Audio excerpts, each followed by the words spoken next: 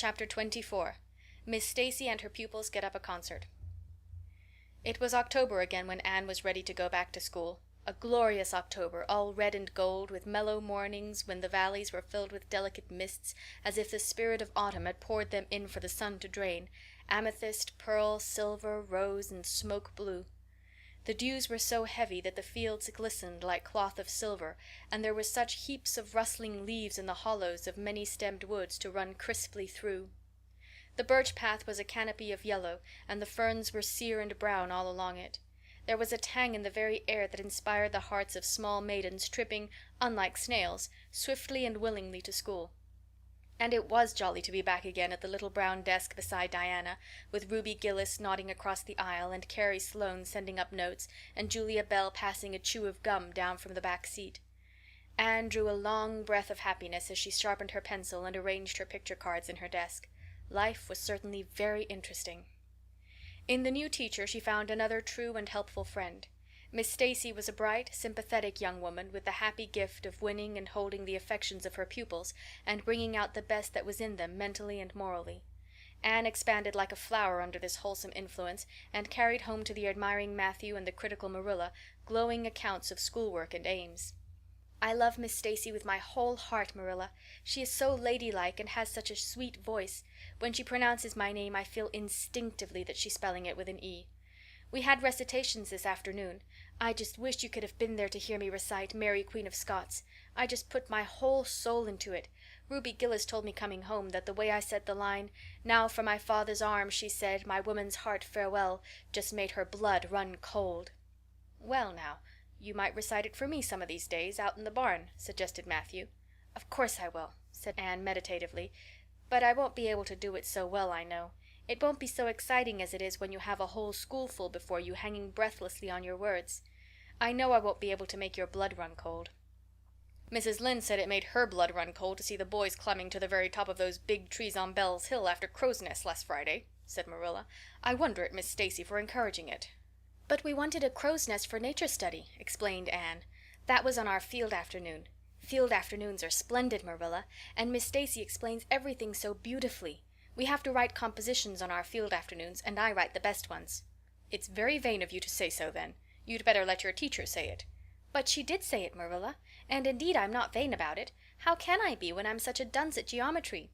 Although I'm really beginning to see through it a little too. Miss Stacy makes it so clear. Still, I'll never be good at it, and I assure you it is a humbling reflection. But I love writing compositions. Mostly Miss Stacy lets us choose our own subjects, but next week we are to write a composition on some remarkable person. It's hard to choose among so many remarkable people who have lived. Mustn't it be splendid to be remarkable and have compositions written about you after you're dead? Oh, I would dearly love to be remarkable. I think when I grow up I'll be a trained nurse and go with the Red Crosses to the field of battle as a messenger of mercy. That is, if I don't go out as a foreign missionary.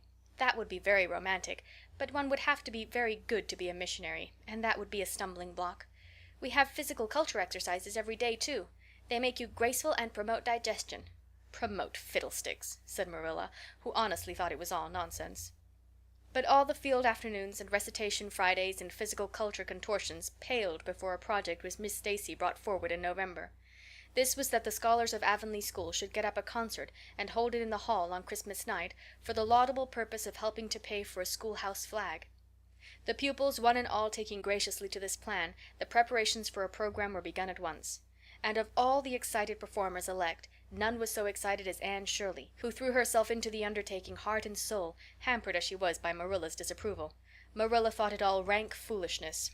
"It's just filling your heads up with nonsense and taking time that ought to be put on your lessons," she grumbled. "I don't approve of children's getting up concerts and racing about to practices. It makes them vain and forward and fond of gadding."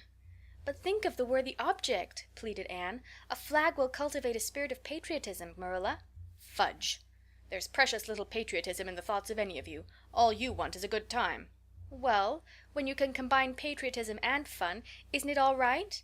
Of course it's real nice to be getting up a concert. We're going to have 6 choruses and Diana is going to sing a solo. I'm in 2 dialogues, the Society for the Suppression of Gossip and the Fairy Queen. The boys are going to have a dialogue too. And I'm to have 2 recitations, Marilla. I just tremble when I think of it, but it's a nice thrilly kind of tremble. And we're to have a tableau at the last. Faith, Hope, and Charity. Diana and Ruby and I are to be in it, all draped in white with flowing hair. I'm to be Hope, with my hands clasped so, and my eyes uplifted. I'm going to practice my recitations in the garret. Don't be alarmed if you hear me groaning.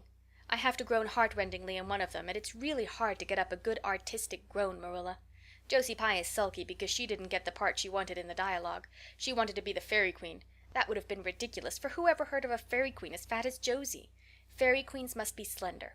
Jane Andrews is to be the queen, and I am to be one of her maids of honor. Josie says she thinks a red-haired fairy's just as ridiculous as a fat one, but I do not let myself mind what Josie says. I'm to have a wreath of white roses on my hair, and Ruby Gillis is going to lend me her slippers because I haven't any of my own. It's necessary for fairies to have slippers, you know. You couldn't imagine a fairy wearing boots, could you? Especially with copper toes. We are going to decorate the hall with creeping spruce and fir mottos with pink tissue paper roses in them, and we are all to march in 2 by 2 after the audience is seated, while Emma White plays a march on the organ. Oh, Marilla, I know you are not so enthusiastic about it as I am, but don't you hope your little Anne will distinguish herself? All I hope is that you'll behave yourself. I'll be heartily glad when all this fuss is over and you'll be able to settle down. You are simply good for nothing just now, with your head stuffed full of dialogues and groans and tableaus. As for your tongue, it's a marvel it's not clean worn out.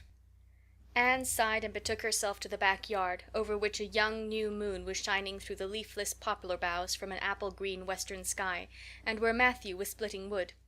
Anne perched herself on a block and talked the concert over with him, sure of an appreciative and sympathetic listener in this instance at least. Well now, I reckon it's going to be a pretty good concert, and I expect you'll do your part fine, he said, smiling down into her eager, vivacious little face. Anne smiled back at him. Those two were the best of friends, and Matthew thanked his stars many a time and oft that he had nothing to do with bringing her up. That was Marilla's exclusive duty. If it had been his, he would have been worried over frequent conflicts between inclination and said duty. As it was, he was free to spoil Anne, Marilla's phrasing, as much as he liked. But it was not such a bad arrangement after all. A little appreciation sometimes does quite as much good as all the conscientious bringing up in the world.